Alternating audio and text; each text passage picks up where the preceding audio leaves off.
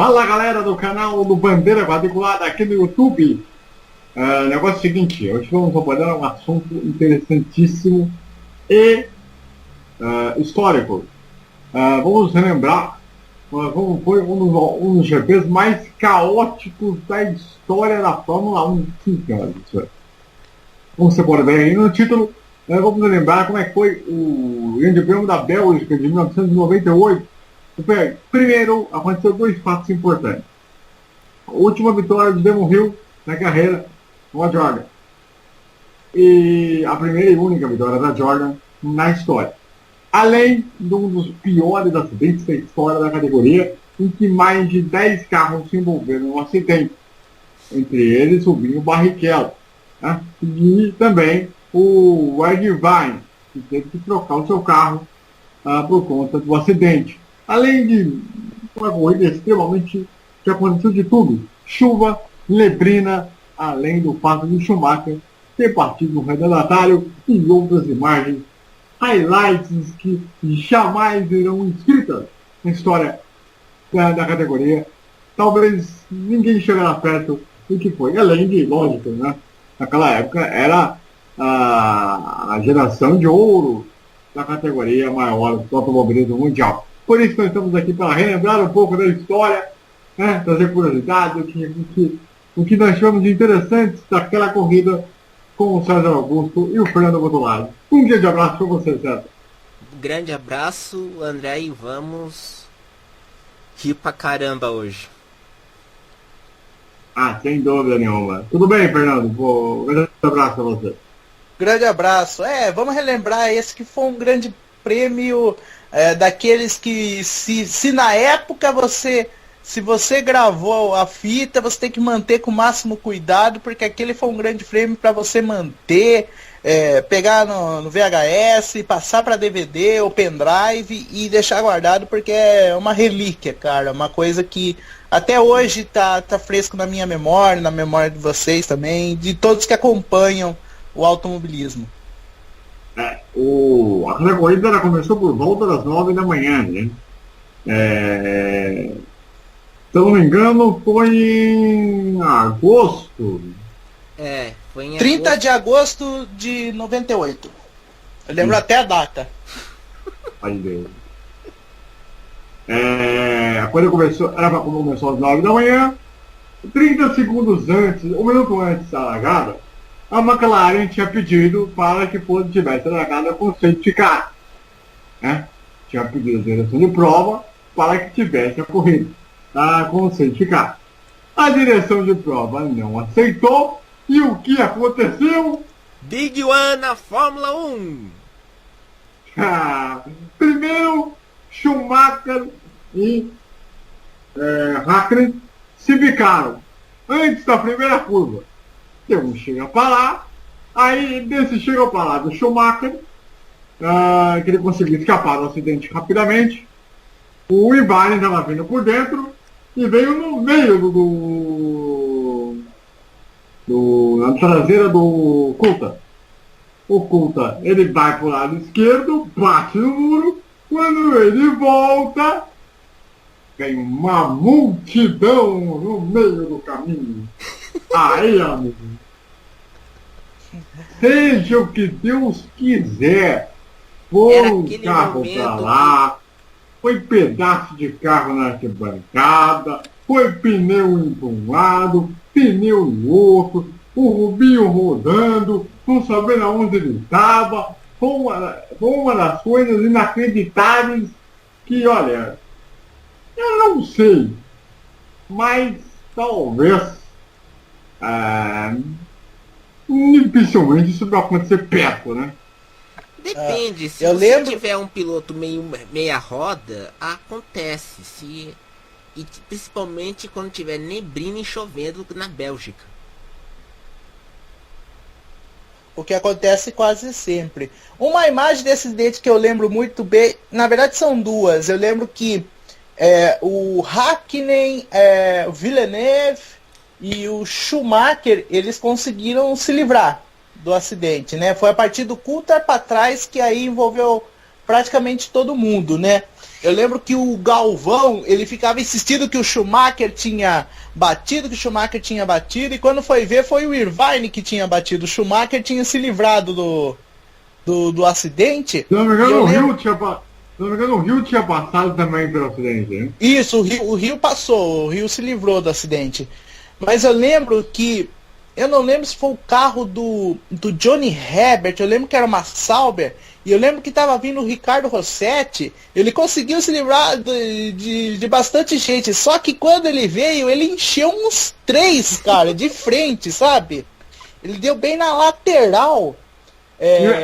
Pegou o Rubinho com o carro. E pegou o Rubinho com o carro rodando. Pegou o Rubinho com o carro rodando. E olha só que infortúnio que foi essa corrida. Porque eu lembro que no Warm-Up eles tinham mostrado as imagens. Eu tenho até essa corrida gravada aqui no pendrive, volta e meia eu revejo ela. O Verstappen, que na época era o companheiro do Rubinho, tinha acertado seu carro, tinha batido e pegou o carro reserva, que era do Rubinho. Na verdade, a Stewart só tinha um carro reserva para os 2 pilotos, né?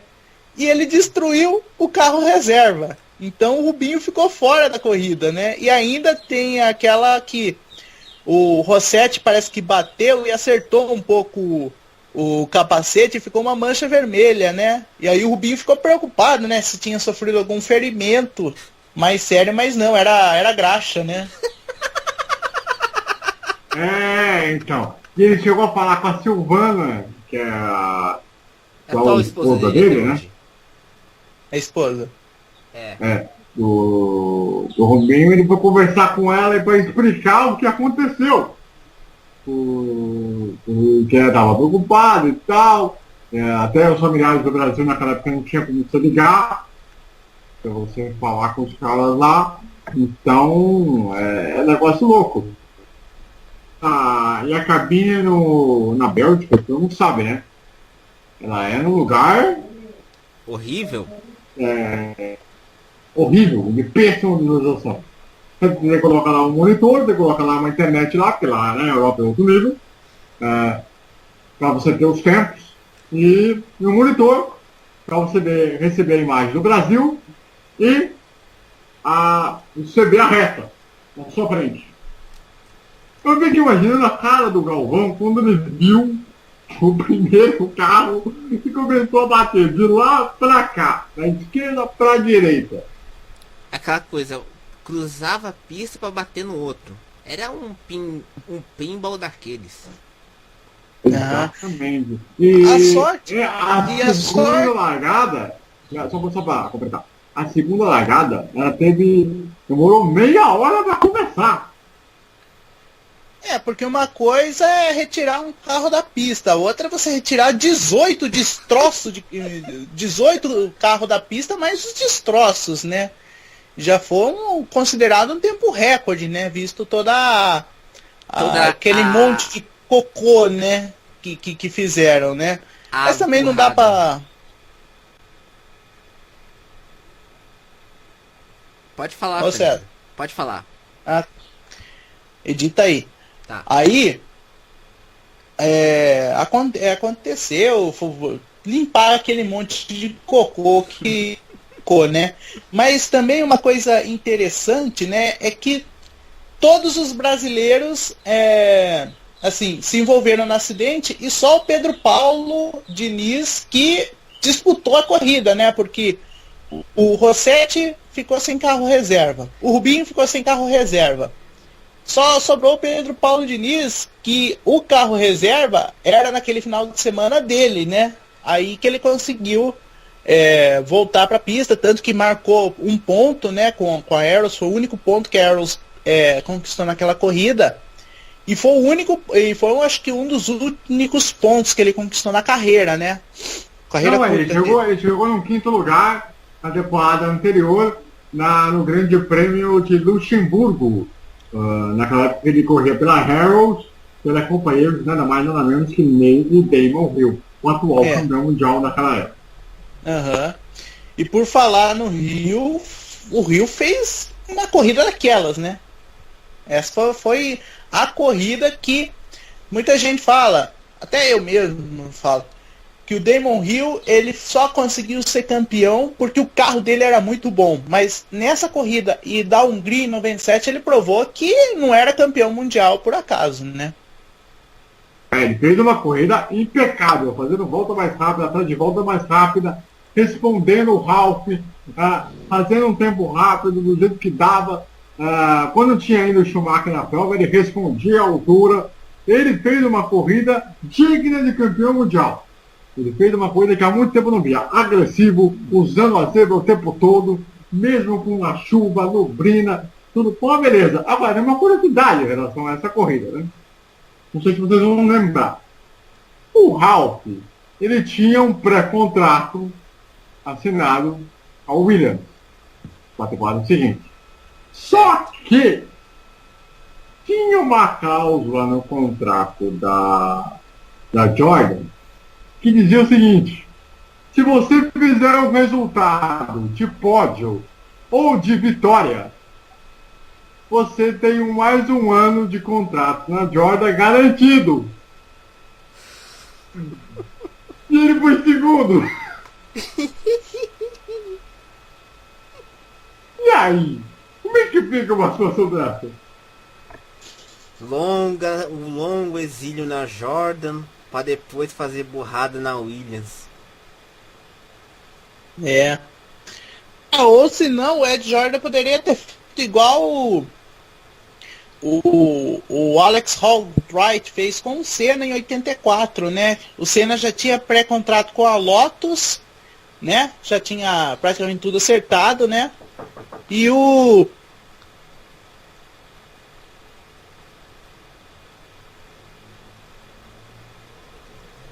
dono da Toleman proibiu o Senna de correr a última corrida da temporada. Foi em Paul Ricard, né? Paul Ricard. Naquele velho circuito. Que vai voltar em 2018. Não, foi em Monza. Foi em Monza. Na Itália. Isso, lá em Monza. Isso aí. O outro detalhe que me chamou a atenção é o acidente bizarro de Schumacher e de Culpa. Nem script montado em Hollywood poderia prever uma situação daquela. Como Villeneuve e Schumacher em Jerez, né? Só que o Schumacher, né, vamos combinar, depois a gente vai fazer um programa relacionado à corrida de 97. Só para deixar claro. Mas foi muito parecido. Só que acho que nem o mais scriptista possível, imaginável, poderia prever o que aconteceu entre o Coulthard e o nosso queridíssimo Schumacher. Só para lembrar, ele tinha ido ao box, tinha tido um problema no carro, ficou duas ou três voltas, né? Arrumando o carro, voltou para a pista. Quando ele voltou para a pista, ele fez ali umas 2, 3 voltas e tal, foi quando o Schumacher chegou. Aí, o que acontece? Ele vem da esquerda para a direita, no meio, pertinho da chicane, né? Perto do box, quando ele, pimba, enche o carro do Coulthard, mas encheu bonito. E depois os dois ficaram brigando nos boxes. Não, aí é o highlight, né? Ele sai do carro, o Coulthard chega primeiro no box. Ele chega na McLaren, toda a equipe que já coloca ele no fundão, para não ter engancha. Aí, vem o Schumacher, coloca o carro, chega lá com o carro na racha, arrebentou suspensão e o bico. Ele sai do carro, tira o capacete, tira a rodoviária na frente, o câmera, pum! Ele chega na área lá da McLaren, ele quase vai pra cima do Coulthard, e todo mundo da equipe falando, sai daí, o que você tá fazendo? Por que você quer brincar com o cara? Qual é o motivo? Eu lembro que eu lembro que o Jô Ramírez parecia aqueles juízes de boxe, sabe? Ele tava lá no fundo e ele tentando acalmar o Schumacher. Já era chegando um senhorzinho de idade com o boneco, que o Jô Ramírez usa boné até hoje, né? Com o bonezinho, calma, não faça isso, respira fundo aí, calma, para acidente de corrida e tal. Mas no fundo, não foi, né? Não foi só um...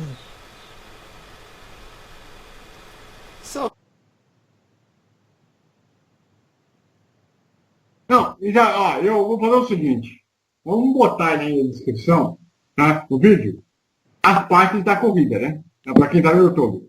Para quem tá no YouTube, nós vamos colocar todas as partes daquela corrida para vocês verem, reverem, para vocês entenderem tudo o que aconteceu. Tá? Hã? Foi uma corrida a mais. E essa foi mais uma. Eu vou fazer o seguinte. Vamos botar aí na descrição, tá? No vídeo, as partes da corrida, né? Para quem tá no YouTube. Para quem tá no YouTube, nós vamos colocar todas as partes daquela corrida para vocês verem, reverem, para vocês entenderem tudo o que aconteceu. Tá? Então tá bom. Então tá, André. Só para terminar, pra gente completar o highlight de tudo isso.